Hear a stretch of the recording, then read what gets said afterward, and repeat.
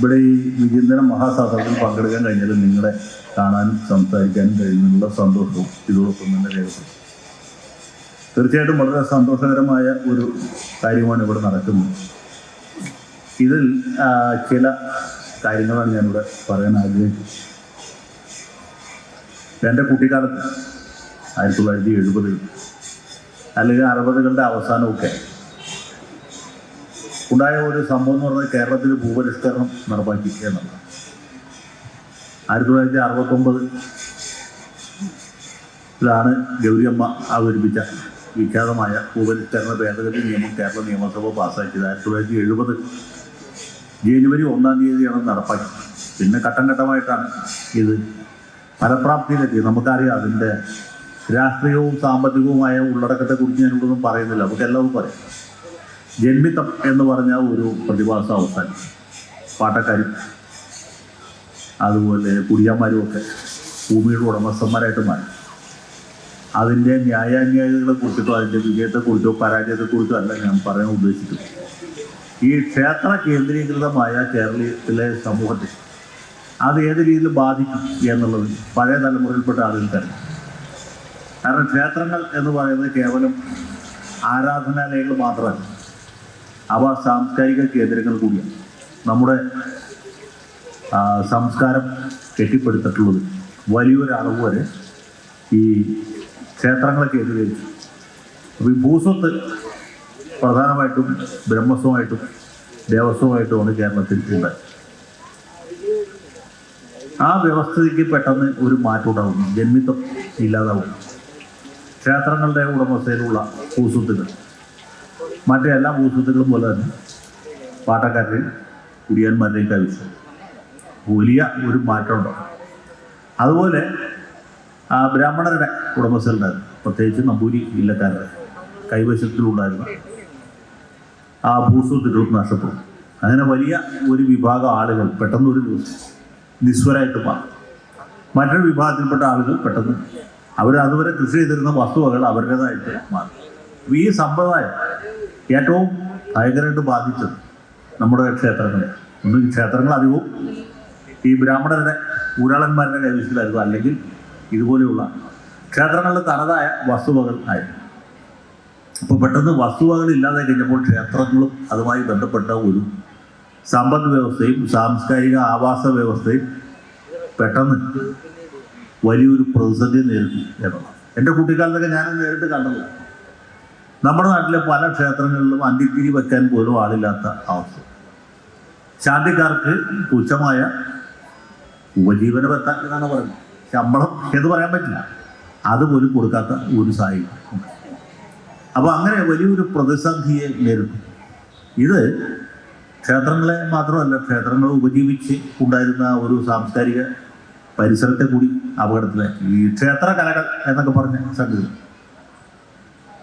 ക്ഷേത്രകലകളിൽ നമുക്കറിയാം ഈ ക്ഷേത്രങ്ങളുമായി ബന്ധപ്പെട്ട് ഉണ്ടായിരുന്ന കഥകളി, കൂടിയാട്ടം, കൂത്ത്, ഓട്ടംതുള്ളൽ ഇങ്ങനെയുള്ള കലകൾ മാത്രമല്ല, ഇതൊക്കെ ക്ലാസിക്കൽ കലകളാണ്. ഇതിനെയൊക്കെ സംരക്ഷിക്കാനാണ് മഹാകവി വള്ളത്തോൾ മുൻകൈയെടുത്ത് കേരള കലാമണ്ഡലം ഉണ്ടാക്കി. മഹാകവി ഒരു അല്പം മുൻകൂട്ടി ചിന്തിച്ചതുകൊണ്ടാണ് കലാമണ്ഡലം ഉണ്ടായത്. പിന്നെ സർക്കാരിൻ്റെ സഹായമൊക്കെ കിട്ടി. ഇപ്പം അത് കൽപ്പിത സർവകലാശാല വരെയായി. പക്ഷേ അത് വളരെ കുറച്ച് പേർക്ക് മാത്രമേ അതിൻ്റെ ഗുണം ഉണ്ടാകുകയുള്ളൂ. അല്ലെങ്കിൽ കുറച്ച് പേർക്ക് മാത്രമേ ഈ കലാരൂപങ്ങളിൽ ഉപരിപഠനം നടത്താൻ കഴിയും.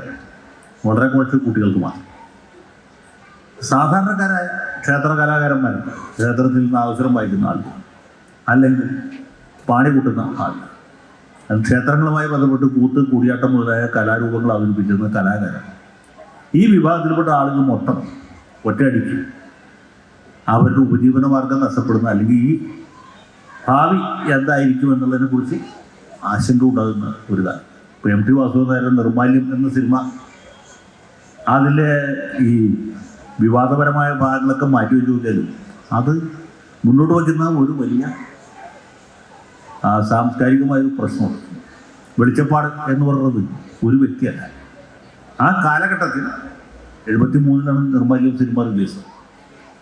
70കളുടെ തുടക്കത്തിൽ കേരളത്തിലെ ഈ ക്ഷേത്ര കേന്ദ്രീകൃതമായിട്ടുള്ള സാംസ്കാരിക പരിസരത്ത് എന്തുമാത്രം ബാധിക്കും എന്നുള്ളത് ഏറ്റവും വലിയ തെളിവാണ്. ക്ഷേത്രത്തിൽ ഭക്തന്മാർ കുറയും. ക്ഷേത്രത്തെ ആശ്രയിച്ച് ജീവിക്കുന്ന മേൽശാന്തി കീഴ്ശാന്തി ഒരു തൊഴിലില്ലാത്ത ചെറുപ്പക്കാരനാണ് അവിടെ ശാന്തിക്കാരനായിട്ട് വരും. അയാൾ ജോലി സമയം കഴിഞ്ഞ് ബാക്കി സമയത്ത് പൂജ കഴിഞ്ഞ് ബാക്കി സമയത്തൊക്കെ ജനറൽ നോളജിട്ട് പുസ്തകം വായിച്ച് പഠിക്കുന്നുണ്ട്. PSC പരീക്ഷയ്ക്ക് വേണ്ടി. ആ ബ്രസീലിൻ്റെ തലസ്ഥാനം. ഇയാളിങ്ങനെ പലതവണ ഉരുവിട്ട് പഠിക്കുക. കാരണം ക്ഷേത്രത്തിൽ ശാന്തിക്കാരനായിട്ട് തുടർന്നുകൊണ്ട് യാതൊരു മേൽഗതിയുമില്ല എന്നാണ്. അപ്പം ഇങ്ങനെ ഒരു സാഹചര്യം ഉണ്ടോ? വെളിച്ചപ്പാട് ജീവിക്കാൻ യാതൊരു മാർഗമില്ലാത്ത അവസ്ഥയിൽ വെളിച്ചപ്പാടിൻ്റെ മകൻ ഈ പള്ളിവാളും കാലിച്ചിലമ്പും തൂക്കി വെക്കാൻ കൊടുക്കുന്നതായിട്ടാണ് കഥ. സിനിമയിലാകുമ്പോൾ പിന്നെ ഒരുപാട് മാറി. അപ്പം അങ്ങനെ ഒരു സാഹചര്യം നമ്മുടെ കേരള സംസ്ഥാനത്ത് ഉടൻ. അപ്പം ഇത് വലിയ ഒരു തരത്തിൽ ആന്തരികമായൊരു വലിയ പ്രതിസന്ധിയാണ് നമ്മുടെ സമുദായവും ധരിച്ചത്. അങ്ങനെ വലിയ പ്രതിസന്ധിയിലേക്ക് പോയ ക്ഷേത്രങ്ങളെ ഉപജീവിച്ച് ജീവിച്ചിരുന്ന ഒരുപാട് മനുഷ്യർ അവർ നേരിട്ട വലിയ പ്രതിസന്ധി. സത്യത്തിൽ എനിക്കിപ്പോൾ സന്തോഷം തോന്നുന്നത് ആ പ്രതിസന്ധിയെ ക്ഷേത്രങ്ങളുമായി ബന്ധപ്പെട്ട ആളുകളും സമൂഹവും മറികടന്നു എന്നുള്ളത്. ഇന്നിപ്പോൾ ഇതുപോലുള്ള സത്രങ്ങളൊക്കെ നടത്തുന്നത് ഈ ക്ഷേത്രത്തിൽ അതിനുള്ള ഭൗതിക സാഹചര്യം ഉള്ളതുകൊണ്ടാണ്. ഭൗതിക സാഹചര്യം ഉണ്ടായതെന്തുകൊണ്ടാണ്? ആളുകൾക്ക് ഇപ്പോഴും ഈശ്വരവിശ്വാസം ഉള്ളതുകൊണ്ടാണ്. ഈശ്വരവിശ്വാസം ഉണ്ടായതെന്തുകൊണ്ടാണ് എന്ന് ചോദിച്ചാൽ ഇതിനെ ആ ക്ഷേത്രത്തിനെയും മൂർത്തിയെയും ഹരിക്കുന്നുകൊണ്ട് ഫലമുണ്ടാകും എന്ന് ജനങ്ങൾക്ക് ഇപ്പോഴും വിശ്വാസമുള്ളൂ. അപ്പം അങ്ങനെ ഒരു സാഹചര്യത്തിലേക്ക് തിരിച്ചു വന്നു എന്നുള്ളതാണ്. ഇപ്പോൾ ദേവസ്വമായിട്ടും ബ്രഹ്മസ്വമായിട്ടും വസ്തുക്കളൊന്നുമില്ല. ഉണ്ടെങ്കിൽ തന്നെ നാമമാത്രമായ വസ്തുക്കളുള്ളൂ. ഉള്ള ക്ഷേത്രവും പരിസരവും അതുമായി ബന്ധപ്പെട്ട ഭൂമിയുമേയും. പക്ഷെ എന്നിരിക്കലും ഈ ക്ഷേത്രങ്ങളൊക്കെ ഐശ്വര്യത്തിലാണ്.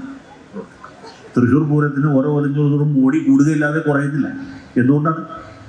പാറമേക്കാവിനും തിരുവമ്പാടിക്കും അതിനോടനുബന്ധിച്ചുള്ള 9 ഈ ഘടകപൂരങ്ങൾ അവതരിപ്പിക്കുന്ന ക്ഷേത്രങ്ങൾക്കും ഇപ്പോഴും അതിനുള്ള ആസ്തിയുണ്ട്. ആസ്തിയുള്ളതുകൊണ്ടാണ് 15 ആന എഴുന്നള്ളിക്കാൻ പറ്റുന്നത്. അത് കേരളത്തിൽ തന്നെ ഏറ്റവും കൊലകൊമ്പന്മാരായ ആനകളെ നെറ്റിപ്പട്ടം കെട്ടിച്ച് കൊണ്ടുവരാനും ഏറ്റവും ഗംഭീരന്മാരായ കലാകാരന്മാരെ വെച്ച് പഞ്ചവാദ്യവും ചെണ്ടമേളവും ഒക്കെ നടത്താനും വെടിക്കെട്ട് നടത്താനും ഒക്കെ മൂലധനം ആളുകളുടെ കയ്യിലുള്ളത്. അതെങ്ങനെ ഉണ്ടായി, എങ്ങനെ നിലനിന്നു എന്നുള്ളതാണ് നമ്മുടെ ചിന്ത. അപ്പം അത് എന്തുകൊണ്ട് സംഭവിച്ചു? അതുപോലെ ക്ഷേത്രകലകൾ പഴയ പോലെ ഗുരുകുല വിദ്യാഭ്യാസ സമ്പ്രദായത്തിലൊക്കെ പഠിക്കാനുള്ള സാഹചര്യങ്ങളില്ല. പണ്ട് ഈ അമ്പലവാസികൾ സാധാരണയായിട്ട് ഈ തൊഴിൽ ചെയ്യുന്നവരുടെ മക്കൾ കുറേശ്ശെ മാതാപിതാക്കൾ പിതാക്കന്മാരിൽ അല്ലെങ്കിൽ അമ്മാവന്മാരിൽ നിന്ന് പഠിച്ചവരാണ് പിന്നീട് കലാകാരന്മാരായിട്ട്. ഇപ്പോൾ ക്ഷേത്ര കലാപീഠം പോലെയുള്ള സ്ഥാപനങ്ങളുണ്ട്. വൈക്കത്ത് ഊട്ടുപുര, പണ്ട് പ്രസിദ്ധമായ വൈക്കത്ത് ഊട്ടുപുരയുണ്ട്. അമ്പലത്തിൽ അത്താഴ പട്ടിണിക്കാരുണ്ടോ എന്ന് വിളിച്ചു വരുന്നു. അന്നദാന പ്രഭുവായ അല്ലെങ്കിൽ അന്നദാന പ്രഭു ആയിരുന്ന എന്ന് പറയുന്ന കൂടി വൈക്കത്തപ്പൻ്റെ ഊട്ടുപുര പിന്നീട് ക്ഷേത്ര കലാപീഠമായിട്ട് പരിവർത്തനം ചെയ്തത് നമ്മുടെ N. ഭാസ്കരൻ ദേവസ്വം ബോർഡ് പ്രസിഡന്റായിരുന്ന സമയത്ത് അദ്ദേഹം തന്നെ ഇത് പറയുന്നത് ഞാൻ കേട്ടത്. ഈ ബിരുദദാന ചടങ്ങ് നടക്കുന്ന സമയത്ത് അതിൻ്റെ ബിരുദദാന ചടങ്ങ് വൈക്കത്ത് വെച്ച് നടത്തിയാൽ അതിന് പൊലിമ ഉണ്ടാവില്ല, അല്ലെങ്കിൽ കൂടുതൽ ആളുകളിലേക്ക് എത്തില്ല എന്ന് ധരിച്ചിട്ട് ഭാസ്കരൻ നായർ പ്രസിഡന്റായിരുന്ന സമയത്ത് തിരുവനന്തപുരത്ത് ദേവസ്വം ബോർഡിൻ്റെ അങ്കണത്തിൽ വെച്ചാണ് നടത്തിയത്. അപ്പോൾ അദ്ദേഹം അവിടെ പറഞ്ഞു എങ്ങനെയാണ് ഇങ്ങനെ ഒരു കലാപീഠം തുടങ്ങാനിടയായത്, എന്തുകൊണ്ടാണ് ഇത് തുടങ്ങേണ്ടി വന്നത് എന്നാണ്. അദ്ദേഹം ഏതോ പ്രസിദ്ധമായ ക്ഷേത്രത്തിൽ ചെല്ലുമ്പോൾ അവിടെ നാദസ്വരം വായിക്കുന്ന വിദ്വാൻ എന്ന് വെച്ചാൽ നാദസ്വരം വിദ്വാനല്ല, വായിക്കുന്ന വിദ്വാൻ. അദ്ദേഹം ഇങ്ങനെ ഈ നാദസ്വരം വെച്ച് P P P P P P എന്ന് വിളിക്കുക അല്ലാതെ അതിനപ്പുറത്തേക്ക് ഒന്നും ചെയ്യാൻ ഈ ആൾക്ക് സാധിക്കുന്നില്ല. അപ്പോൾ ദീപാരാധന കഴിഞ്ഞ് പുറത്തിറങ്ങിയപ്പോൾ ഭാസ്കരൻ നായർ ഇദ്ദേഹത്തോട് ചോദിച്ചു, താൻ എന്താണ് ഇതിൽ കീർത്തനമൊന്നും വായിക്കുന്നത്? അപ്പോൾ അദ്ദേഹം പറഞ്ഞു, പൊന്നു സാറേ, എനിക്ക് കീർത്തനമൊന്നും വായിക്കാൻ അറിയില്ല, എനിക്ക് ആകെ ഇത് മാത്രമേ അറിയുള്ളൂ, P P P P P P എന്ന് വായിക്കാൻ മാത്രമേ. അപ്പോഴാണ് ഭാസ്കരൻ നായർക്ക് ഇതിൻ്റെ അപകടം മനസ്സിലായി. ഏത് ഇങ്ങനെയുള്ള ആളുകളാണ് ഈ അപസ്വരം വായിക്കാനാണ് ഇപ്പോൾ അറിയാവൂ, കാര്യമായ വിദ്യയൊന്നും ഇയാൾക്കറിയില്ല. അപ്പം ഇത് മേലിൽ സംഭവിക്കരുത് എന്ന ഉദ്ദേശത്തോട്ടാണ് ക്ഷേത്ര കലാപീഠം സ്ഥാപിച്ചത്. അപ്പോൾ 8ാം ക്ലാസ്സിൽ പഠിക്കുന്ന 8 മുതൽ 7ാം ക്ലാസ് പാസ്സായിട്ട് മിക്കവാറുമൊക്കെ ഈ മാരാർ സമുദായത്തിൽ മറ്റുമൊക്കെ പെട്ട അമ്പലവാസി കുടുംബത്തിൽപ്പെട്ട സാധാരണക്കാരായ കുട്ടികൾ, വീട്ടിൽ ദാരിദ്ര്യമുള്ള കുട്ടികൾ എന്ന് വെച്ചു, അവരെ ക്ഷേത്ര കലാപീഠത്തിൽ ചേർത്ത് അവരുടെ ഭക്ഷണവും സ്കൂൾ ഫീസും ഒക്കെ കൊടുക്കും. അവരെ ഈ വിദ്യകൾ അവിടെ പഠിപ്പിക്കും. അപ്പോൾ സ്കൂൾ പഠനത്തോടൊപ്പം തന്നെ ഈ വിദ്യാഭ്യാസം ഉണ്ട്. ഇതിവിടെ നിന്ന് പാസ്സായി വരുന്ന കുട്ടികൾക്ക് വെറുതെ ഡിപ്ലോമ കൊടുക്കുക മാത്രമല്ല, തിരുവിതാംകൂർ ദേവസ്വം ബോർഡിൽ ഇനി വരാനിരിക്കുന്ന ഒഴിവുകളിൽ ഇവർക്ക് ജോലിക്ക് മുൻഗണന കൊടുക്കും. അങ്ങനെയാണ് ഈ കുട്ടികളെ ആകെ, അല്ലാതെ കുട്ടികൾ പറ്റും. അപ്പോൾ അങ്ങനെ ചെയ്യാൻ ഭാവനയുള്ള, ഇച്ഛാശക്തിയുള്ള ഭാസ്കരൻ നായരെ പോലെ ഒരു പ്രസിഡന്റ് ഉണ്ടായി. പിന്നീട് ഉപേന്ദ്രനാഥ കുറുപ്പിൻ്റെ സമയത്തൊക്കെ ഇത് തുടർന്നു പോയി എന്നാണ് ഞാൻ മനസ്സിലാക്കുന്നത്. ഇപ്പോൾ ഈ ക്ഷേത്ര കലാപീഠത്തിൻ്റെ സ്ഥിതി എനിക്ക് കൃത്യറിയില്ല. അപ്പോൾ ഇങ്ങനെയാണ് ഭാവനാശാലികളായ നേതാക്കന്മാർ അല്ലെങ്കിൽ സമുദായ പ്രവർത്തകർ മുന്നോട്ട് വരേണ്ടത്, മുന്നോട്ട് വന്നത് എന്നാണ്. അപ്പോൾ അതുകൊണ്ട് പിന്നെ അടുത്ത ഘട്ടത്തിൽ ഇതിനെയൊക്കെ അതിജീവിക്കാനും ജീർണിച്ച് കിടന്ന ക്ഷേത്രങ്ങളൊക്കെ ജീർണോദ്ധാരണം നടത്തി, പുനഃപ്രതിഷ്ഠ നടത്തി. പണ്ട് ടിപ്പുവിൻ്റെ പടയോട്ട കാലത്തൊക്കെ തകർന്നു നിന്ന ക്ഷേത്രം, അതൊക്കെ പൂർവാധികം ഭംഗിയായി നടക്കുന്ന ഒരു സാഹചര്യം കേരളത്തിൽ ഉണ്ട്. പിന്നെ ഇതുമായി ബന്ധപ്പെട്ട വേറൊരു രാഷ്ട്രീയമുണ്ട്. ഞാനിപ്പോൾ അതിലേക്ക് പോകുന്നില്ല. ഒരു പ്രത്യേക സംഘടനയിൽപ്പെട്ട ആളുകൾ ഈ പണ്ട് ഇപ്പം ഞങ്ങളുടെ നാട്ടിലൊക്കെ തന്നെ ക്ഷേത്രങ്ങൾ ഇതുപോലെ ഊരാളൻ്റെ വഴിയാണ്, പ്രസിദ്ധമായ ഒരു നമ്പൂരിയില്ലക്കാരൻ്റെ വഴിയാണ്. നമ്പൂരിയിലും ക്ഷയിച്ചപ്പോൾ അവർക്ക് താല്പര്യമില്ലാതെ അവർ വേണമെന്ന് വിചാരിച്ചാൽ നടക്കാത്ത ഒരു സാഹചര്യം. അപ്പോൾ ആളുകൾ സംഘടിച്ച് നാട്ടുകാരുടെ കമ്മിറ്റി ഉണ്ടാക്കി, പിന്നെ ഊരാളൻ ഇത് കമ്മിറ്റിയുടെ പേർക്ക് എഴുതി കൊടുക്കും. ക്ഷേത്രം ജീർണോദ്ധാരണം നടത്തുകയും വളരെ നല്ല രീതിയിൽ പ്രവർത്തിക്കും. പക്ഷേ അതിൻ്റെ അടുത്ത ഘട്ടത്തിൽ ഈ നേരത്തെ പറഞ്ഞ സംഘടനക്കാർ വരികയും ഇതിൻ്റെ ഭരണാധികാരികൾ മാത്രം കൈയടക്കുകയും പിന്നെ അവരുടെ ഒരു ഭരണവ്യവസ്ഥ കൊണ്ടുപോയി. ഇവിടെ ചില രാഷ്ട്രീയ പാർട്ടിക്കാർ സഹകരണ ബാങ്ക് പിടിക്കുന്ന പോലെ വേറൊരു സംവിധാനത്തിലേക്ക് ഇത് കൊണ്ടുപോയി എന്നുള്ള സത്യമാണ്. പക്ഷേ നല്ല രീതിയിൽ നടക്കുന്നുണ്ട് എന്നുള്ളത് മറ്റൊരു യാത്ര. അപ്പം ഇങ്ങനെയൊക്കെയുള്ള പല സംഗതികളും ഇതിനിടയിൽ നടക്കുന്നു. പക്ഷെ അപ്പോഴും നമുക്ക് സന്തോഷം തോന്നുന്ന കാര്യം ഈ ക്ഷേത്രങ്ങളെയും ക്ഷേത്ര ആചാരങ്ങളെയും അതിനേക്കാളും ഉപരി ക്ഷേത്രത്തെ കേന്ദ്രീകൃതമായിട്ടുള്ള ഒരു സാംസ്കാരിക പരിസരത്തെയും വീണ്ടെടുക്കാൻ കഴിഞ്ഞു എന്ന് പറഞ്ഞത്. ഇപ്പോൾ ക്ഷേത്രങ്ങളുമായി ബന്ധപ്പെട്ട് നേരത്തെ പറഞ്ഞ ക്ലാസിക്കൽ കലകൾ മാത്രമല്ല, കഥകളി അല്ലെങ്കിൽ കൂത്തും കൂടിയാട്ടമല്ല, അതുപോലെ തന്നെ മറ്റ് നമ്മൾ ഈ നാടൻ കലാരൂപങ്ങളെന്ന് പറയുന്ന ഫോക്ക്ലോർ എന്ന് ഇംഗ്ലീഷിൽ വ്യവച്ഛേദിക്കുന്ന ഒരു വിഭാഗമുണ്ട്. ഏറ്റവും ഉദാഹരണത്തിന് ഇപ്പോൾ ഇവിടെ തന്നെ നടക്കുന്ന തീയാട്ട് പോലെയുള്ള പരിപാടി, അല്ലെങ്കിൽ മലബാറിലാണെങ്കിൽ തെയ്യവും തിറയും പോലെയുള്ള അനുഷ്ഠാനങ്ങൾ, അതിലെങ്കിൽ കളമെഴുത്തും പാട്ട്, ഒന്നാം തരം ഒരു നാടൻ കലാരൂപം. ഇതൊക്കെ സംരക്ഷിക്കപ്പെട്ടത് ക്ഷേത്രങ്ങളുടെ എന്താണ് ശാക്തീകരണത്തിൽ കൂടി. ഇപ്പോൾ ഞങ്ങളുടെ ക്ഷേത്രത്തിൽ ഞാൻ ഒരു ചെറിയ ഉദാഹരണം പറഞ്ഞു. എല്ലാ കുംഭമാസവും 1-ാം തീയതി കളമെഴുത്തും പാട്ടും. അത് ഏതാണ്ട് ഒരു കുംഭമാസം 1-ാം തീയതി കൊടുത്തില്ല, കട്ടിച്ച് മേടമാസന്മാരെയൊക്കെ പോവും. ഏപ്രിൽ 15 വരെയായിരുന്നു പണ്ട് പോയി. ഇപ്പോൾ അതിൻ്റെ എണ്ണം വർദ്ധിച്ച് വെച്ച് കർക്കിടക മാസം അല്ലെങ്കിൽ ചിങ്ങമാസത്തിലും ആളുകൾ ക്യൂ ആണ്. അപ്പോൾ ഇതുകൊണ്ട് സംഭവിക്കുന്നത് വെച്ചാൽ ക്ഷേത്രത്തിലേക്കുള്ള വരുമാനം വർദ്ധിച്ചു, ക്ഷേത്രത്തിൻ്റെ പ്രസിദ്ധി വർദ്ധിച്ചു. ഇത് നടത്തുന്ന ഒരു ഗോപികോപ്പ് എന്നൊരു കലാകാരനാണ്.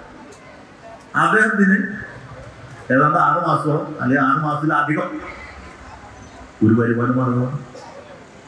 ഈ രീതിയിലുള്ള ഒരു ശാക്തീകരണം ഉണ്ടാക്കുന്നു. പിന്നെ നമ്മുടെ ക്ഷേത്രങ്ങൾ പണ്ട് കാലത്ത് മികവൊക്കെ സവർണ സമുദായക്കാരുടെ മാത്രമായിരുന്നു. ഇപ്പം അത് ഒരു വലിയൊരു മാറി. ക്ഷേത്ര കലകൾ തന്നെ അവർണ സമുദായം എന്നും നമ്മൾ നേരത്തെ പറഞ്ഞിരുന്ന വിഭാഗത്തിൽപ്പെട്ട ആ കുട്ടികൾ പഠിക്കുകയും അവർ വളരെ നല്ല രീതിയിൽ ഈ കലകൾ അഭ്യസിച്ച് ആവിഷ്കരിക്കുകയും ചെയ്യുന്നു. ഇതും പ്രധാനപ്പെട്ട ഒരു കാര്യമാണ്. അത് അതിൻ്റെ അതിരുകളുമായി ഈ സംവിധാനത്തെ, ഈ സംസ്കാരത്തെ കൂടുതൽ ആളുകളിലേക്ക് എത്തിക്കാൻ കഴിയും. ഇതിനെ നിരാകരിക്കുന്നവരെക്കാൾ കൂടുതൽ ഇത് സ്വീകരിക്കുന്നവരുണ്ടാവും എന്ന ഒരു സാധ്യത. ഇതാണ് സത്യത്തിൽ ക്ഷേത്രങ്ങളുടെ ഒരു തിരിച്ചുവരവ് എന്ന് പറയുന്നത്. അല്ലെങ്കിൽ 70-കളിൽ ഉണ്ടായിരുന്ന ഒരു സാഹചര്യം നമ്മൾ 2025 എത്തുമ്പോഴത്തേക്കും വളരെ വളരെ ഗണ്യമായ രീതിയിൽ മാറി. ഈ നിർമാല്യ സെല്ലിനെ കുറിച്ച് ഞാൻ സമീപകാലത്ത് പറയുന്നു. നിർമാല്യം 73 റിലീസായ കാലത്ത് ഇനി അതുപോലെ ഒരു സിനിമ എടുക്കാൻ പറ്റുമോ എന്ന് എനിക്ക് വസുവന്നായി പലപ്പോൾ സംശയപ്പെട്ടു. ഇവിടുത്തെ ഈ മതേതര പുരോഗമന ജനാധിപത്യ നവോത്ഥാന ബുദ്ധികളൊക്കെ എപ്പോഴും പറയുന്ന കാര്യം നിർമ്മാല്യം പോലൊരു സിനിമ ഇപ്പോൾ എടുക്കാൻ പറ്റുമോ എന്ന് എനിക്ക് സംശയമുണ്ട്. പുതിയ പ്രാവശ്യം പറഞ്ഞു, ഇവരെപ്പോഴും പറയും അത് വെളിച്ചപ്പാട് ബുദ്ധിയുടെ മുഖത്ത് തുപ്പുന്ന രംഗത്തെ കുറിച്ചാണ് ഇവർ പറയുന്നത്. പക്ഷെ ഇനി ആ സിനിമയുടെ ആവശ്യമില്ല. കാരണം സാഹചര്യം പറഞ്ഞു ഇനിയൊരു വെളിച്ചപ്പാട് സ്വയം തല വെട്ടി പൊളിച്ച് മരിക്കേണ്ട സാഹചര്യം ഇന്നത്തെ നിലയ്ക്ക് ഇല്ല കേരളത്തിൽ കുറിച്ച്. ഒരു വെളിച്ചപ്പാടൻ സ്വന്തം തല വെട്ടിപ്പൊളിച്ച് മരിക്കേണ്ട സാഹചര്യം ഇന്നില്ല. കാരണം ഈ ക്ഷേത്രങ്ങൾ സാംസ്കാരിക കേന്ദ്രങ്ങൾ എന്ന നിലയ്ക്ക് ആ സംവിധാനം തിരിച്ചു വന്നു എന്നുള്ളതാണ് നമ്മൾ മനസ്സിലാക്കുന്നത്. ഇത് തീർച്ചയായിട്ടും അതിൻ്റെതായ സവിശേഷതയുണ്ട്. രാജ്യത്ത് തന്നെ മൊത്തത്തിൽ അങ്ങനെ ഒരു അന്തരീക്ഷം നിലവിൽ ഉണ്ടല്ലോ. നമ്മളിത് പറയുമ്പോൾ പറയാമെങ്കിൽ മഹാകുംഭമേള നടക്കുന്നത് 144 കൊല്ലത്തിൽ നടക്കുന്ന മഹാകുംഭമേള 25 കൊല്ലം മുമ്പാണ് ഈ കേരളത്തിൽ നേതൃത്വം. എത്രയോ ആളുകൾ ഇല്ലേ രാജ്യത്തിന്റെ നാനാഭാഗത്തും ലോകത്തിന്റെ തന്നെ നാനാഭാഗത്തും വന്ന് അതിൽ പങ്കെടുക്കും. ഇത് നൽകുന്ന ഒരു സന്ദേശമുണ്ട്, വളരെ വ്യക്തമായ ആ ഒരു സന്ദേശം ഉണ്ട്. നമ്മുടെ ക്ഷേത്രങ്ങളുമായി ബന്ധപ്പെട്ട അല്ലെങ്കിൽ ഹിന്ദു പുനരുത്ഥാനം എന്ന് പറഞ്ഞ ഒരു വലിയ രാഷ്ട്രീയ സന്ദേശമാണ് ഇത് നൽകുന്നത്. ഒരു കാലത്ത് ഈ ആചാരങ്ങളെയും അനുഷ്ഠാനങ്ങളെയൊക്കെ ആക്ഷേപിക്കുന്ന അവഹേളിക്കുന്ന ബുദ്ധിക്കുന്ന ആളുകൾ ഒരു ഇന്നിപ്പോൾ ഇതിൻ്റെ ആന്തരികമായ ഒരു കരുത്ത് തിരിച്ചറിയുകയും പഴയ പോലെ ഇതിനെ എതിർക്കാതിരിക്കുകയും അല്ലെങ്കിൽ ഉള്ളുകൊണ്ട് ഇതിനെ അനുകൂലിക്കുകയും ചെയ്യുന്ന സത്യം. അതോടുകൂടിയാണ് ഈ നിർമ്മാല്യം പോലുള്ള സിനിമകൾ ഇനി ഉണ്ടായില്ല എന്ന് നമ്മൾ സിനിമയുടെ മോശമാണ്. അപ്പൊ അങ്ങനെ ഒരു തിരിച്ചുവരവ് ഉണ്ടായിരുന്നു എന്നുള്ളതാണ് ഏറ്റവും പ്രധാനപ്പെട്ട അതിൻ്റെ സാംസ്കാരികമായ ഒരു ഉള്ളടക്കം എന്ന് ഞാൻ പറയും. പിന്നെ ഇതുപോലുള്ള മതപരമായ ചടങ്ങുകൾ രാമായണ മാസം നോക്കിയാൽ മതി. രാമായണം പണ്ടൊക്കെ എൻ്റെ കുട്ടിക്കാലത്ത് നമ്മുടെ വീട്ടിൽ നിന്ന് ഈ താളിവലയിൽ എഴുതിയ ഇതിലാണ്. താളിവലയിൽ ഒരു പേജ് 2 വരിയോ മറ്റോ അതിൽ നിരവധി അനവധി പേജുകൾ മറിച്ചാലാണ് ഒരു കാണ്ഡം പൂർത്തിയത്. അച്ചടി വ്യാപകമായതിനു ശേഷം ഞങ്ങളുടെ വീട്ടിലാണ് ചോദിച്ചു. പിന്നെ എസ് കെ വല്യം എന്ന് പറഞ്ഞ പ്രസാദ കമ്പനിക്കാരാണ് നിരവധി അച്ചടി തന്നോടുകൂടിയിട്ടാണെങ്കിലും രാമായണം പ്രചാരത്തിൽ പോകും. ഞാൻ ആദ്യമായിട്ട് ഒരു രാമായണം വായിക്കുന്നത് 1985-ലാണ്. അന്ന് 25 കുട്ടിയാണ് കിട്ടുന്നത്. അതിലുണ്ടാക്കുന്ന നിരവധി അച്ചടി നമുക്ക് ഒറ്റ വായനയിൽ തന്നെ തെറ്റുകൾ തിരിച്ചറിയാൻ പറ്റും. പിന്നെ മഷി പഠനത്തെ പല വാക്കുകൾക്ക് വ്യക്തമായിട്ട് ഇന്നിപ്പോൾ യാതൊരു തെറ്റുമില്ലാത്ത ശുദ്ധമായ പാഠം കിട്ടുന്ന പുസ്തകങ്ങൾ നിരവധി. രാമായണത്തിന്റെ ഒരു പകർപ്പില്ലാത്ത ഒറ്റ ഹിന്ദു മാത്രവും ഈ നാട്ടിൽ അതെന്തുകൊണ്ട് സംഭവിക്കുന്നില്ല.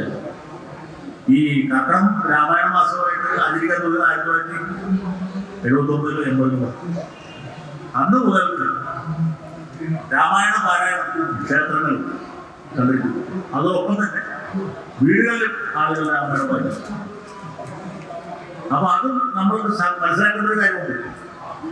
അതിനു മുമ്പ് രാമായണം ഏത് കാലത്തുണ്ടല്ലേ, കുഞ്ചന്റെ രാമായണം കാലാധിപത്യമായിട്ടുള്ള ഒരു കാവ്യമാണ്. പക്ഷെ ഈ അധ്യാത്മരാമായണ കിളിപ്പാട്ടിന്റെ മറ്റൊരു അർത്ഥതലമുണ്ട്. അത് നമ്മുടെ സംസ്കാരവുമായിട്ട് അഗാധമായി ബന്ധപ്പെട്ടിരിക്കുന്ന ഒന്നാണ് എന്ന ഒരു വിശ്വാസം നേരത്തെ ഉണ്ട്. ആ വിശ്വാസം കൂടുതൽ ദൃഢമായി എന്ന് മാത്രമല്ല അത് ജനങ്ങൾ വലിയ തോതിൽ സ്വീകരിച്ചു. അതിന് അയോധ്യയിലെ രാമക്ഷേത്രമായിട്ട് വലിയ ബന്ധമുണ്ടെന്ന് എനിക്ക് തോന്നുന്നില്ല. പക്ഷെ നമ്മുടെ നാട്ടിൽ ഈ വിശ്വാസം നേരത്തെ ഉള്ളതാണ്. കർക്കിടമാസവും നേരത്തെ ഉള്ളതാണ്. പക്ഷേ രാമായണം കർക്കിടമാസം രാമായണ മാസമായിട്ട് ആചരിക്കാൻ തുടങ്ങിയത് അതിന് ജനങ്ങളുടെ ഇടയിലായ ഒരു വലിയ സ്വീകാര്യത.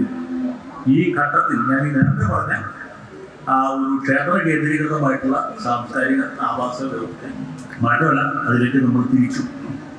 നേരത്തെ ഉണ്ടായിരുന്നത് കൂടുതൽ ശക്തമായ രീതിയിൽ, കൂടുതൽ ദൃഢമായ രീതിയിൽ, കൂടുതൽ ആഴത്തിൽ ജനങ്ങളുടെ ഇടയിലേക്ക് തിരിച്ചു. ആ തിരിച്ചുവരവ് എല്ലാ മേഖലകളിലും കാണുന്നത്.